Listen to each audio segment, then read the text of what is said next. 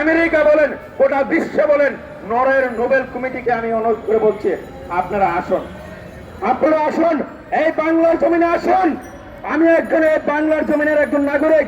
আপনারা যাদেরকে নোবেল দিয়েছেন, আপনারা যে প্রতিষ্ঠানে নোবেল দিয়েছেন, গ্রামীণ ব্যাংক নামের যে প্রতিষ্ঠানকে নোবেল দিয়েছেন, সেই নোবেল পুরস্কার বিজয়ী একজন চতুর্থ শ্রেণীর কর্মচারী আমি আমি আমার অধিকারের জন্য এই রাস্তাতে আজকে একদিন নয়, 2 দিন নয়, 1 মাস নয়, 2 মাস নয়, 1 যুগ নয়, যুগ যুগ ধরে এই রাস্তাতে অবস্থান কর্মসূচি করতেছে এবং যে গ্রামীণ ব্যাংকের প্রশাসনকে বলে আসতেছে যে আমাদের আপনাদের নীতিমালা অনুযায়ী আমাদের চার্জ স্থায়ী করে নেন, কিন্তু গ্রামীণ ব্যাংকের প্রশাসন এখনো নেন নাই।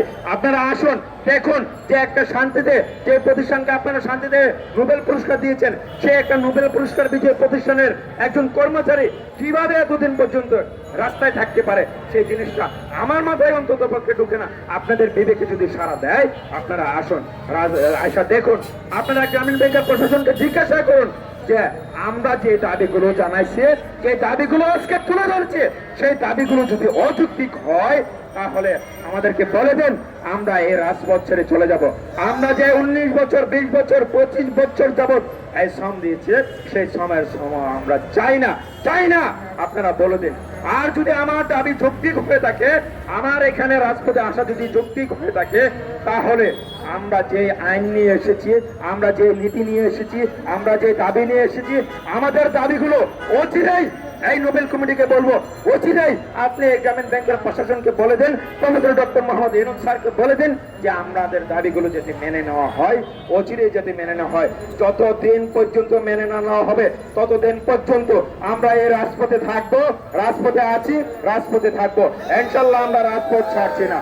সামনে রমজান আসতেছে, আমরা চাই না এই পুলিশ প্রশাসনকে কষ্ট দেওয়ার জন্য, আমরা চাই না সাংবাদিক মিডিয়াদেরকে কষ্ট দেওয়ার জন্য, আমরা চাই না গ্রামীণ ব্যাংকের প্রশাসনকে কষ্ট দেওয়ার জন্য, আমরা চাই না আমরা নিজেরাও কষ্ট পাই। অতএব আমি অনুরোধ করে বলবো, রাষ্ট্রের প্রধান সহ, রাষ্ট্রের নীতি নির্ধারকগণ সহ, পুলিশ প্রশাসন সহ সকলকে অনুরোধ করে বলবো, আপনারা বলুন এই আজকের রাষ্ট্রের নায়ক প্রশাসন প্রফেসর ডক্টর মোহাম্মদ ইউনূস প্রধান উপদেষ্টাকে আপনারা বলুন যে আমাদের দাবিগুলো যদি মেনে নেয়, ততক্ষণ পর্যন্ত না মানা হবে, ততক্ষণ পর্যন্ত আমরা এই রাজপথে থাকবো।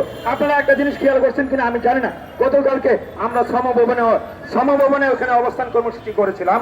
সেখানে যাওয়ার পরে একজন পথচারী ভদ্রলোক আমাদেরকে বলতেছেন যে তোমরা কোথেকে আসছো? আমরা গ্রামীণ ব্যাংকের একজন চতুর্থ শ্রেণীর কর্মচারী হিসেবে আসছি। কেন আসছো? আসছে আমরা এই প্রতিষ্ঠানে আজকে 32 বছর যাবৎ অস্থায়ী ভিত্তিতে আছে। গ্রামীণ ব্যাংকের নীতিমালাতে আছে যে একজন ব্যক্তিকে 9 মাসের বেশি অস্থায়ী ভিত্তিতে রাখা যাবে না। সেই 9 মাস টিঙে আমাদেরকে 32 বছর পর্যন্ত অস্থায়ী ভিত্তিতে রাখছে। তখন তিনি বলতেছেন এটাকে আজকের যে রাষ্ট্রের প্রধান উপদেষ্টা প্রফেসর ডক্টর মোহাম্মদ ইউনূসের প্রতিষ্ঠান, সেই ডক্টর মোহাম্মদ ইউনূসের প্রতিষ্ঠান। আরে আপনি কি বলেন?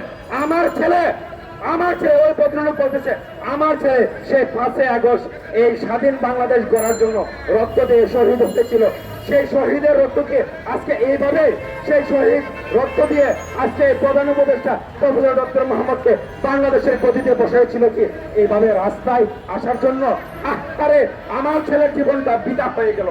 অতএব তিনি বলতেছেন, বাবা তুমি এই দাবি নিয়ে এসেছো, তুমি কি দিনাদের দাবি তোমাদের দাবিকে প্রধান উপদেষ্টা মেনে নিয়েছেন? আমি বললাম যে না, এখন পর্যন্ত professor doctor Mohammad Yunus sir আমাদের দাবিগুলো মেনে নেন নাই এবং গ্রামীণ ব্যাংকের যে নীতি নির্ধারকগণ আছেন, প্রশাসনগণ আছেন, তারাও এখন পর্যন্ত আমাদের সেই দাবিগুলো মেনে নেওয়া হন নাই। তখন তিনি বলতেছে আজকে এই বাংলার জমিনে আমার ছেলের রক্ত বিদা, আমি একজন বাংলাদেশের নাগরিক হিসেবে আমার নাগরিকত্ব বিদা, এই বাংলাদেশের স্বাধীনতা বিদা গেল। কেন বিদা গেল? যে একজন বাংলাদেশের স্বাধীন নাগরিক একটা অধিকারের জন্য এতদিন যাবৎ রাজপথে থাকতে হবে, সেই জন্য আমার নাগরিকত্ব বিদা। এই বাংলাদেশের বিপ্লব বিদা হয়ে গেল, 5 আগস্টের স্বাধীনতা বিদা হয়ে গেল। সুতরাং আমরা চাই না যে এই মানুষগুলো যারা ধিক্কার দিচ্ছে, সেই ধিক্কারগুলো এখনো দোষ বা সামনের দিনগুলোতে দোষ, এই ধিক্কার যেন না দেওয়া হয়। সেই জন্য আমি প্রধান উপদেষ্টাকে বলছি, স্যার আপনি বলে দেন, এখনো বলে দেন যে গ্রামীণ ব্যাংকের প্রশাসন যেন আমাদেরকে অচিরেই মেনে নেয়। যতক্ষণ পর্যন্ত না মানা হবে, ততক্ষণ পর্যন্ত এই রাষ্ট্রের মানুষ এই রাষ্ট্রের মানুষ আপনার নোবেলের প্রতি ধিক্কার দিবে। এই রাষ্ট্রের মানুষ শান্তিতে নোবেল পুরস্কার বিজয়ী প্রতিষ্ঠানের প্রতি ধিক্কার দিবে। এই রাষ্ট্রের মানুষ মাননীয় প্রধান উপদেষ্টা আপনার প্রতি ধিক্কার দিবে। আজকে বাংলাদেশে এখন পর্যন্ত কোনো সংস্কার হয় নাই, তবে একটা সংস্কার হয়েছে। সেই সংস্কারটা কি? সেই সংস্কারটা হয়েছে গ্রামীণ ব্যাংক যে এই সরকারকে, বাংলাদেশ সরকারকে কর দিত, অতএব সেই 672 কোটি টাকা কর মওকুফ করে দেওয়া হয়েছে। সেই জিনিসটা এখন পর্যন্ত সংস্কার হয়েছে।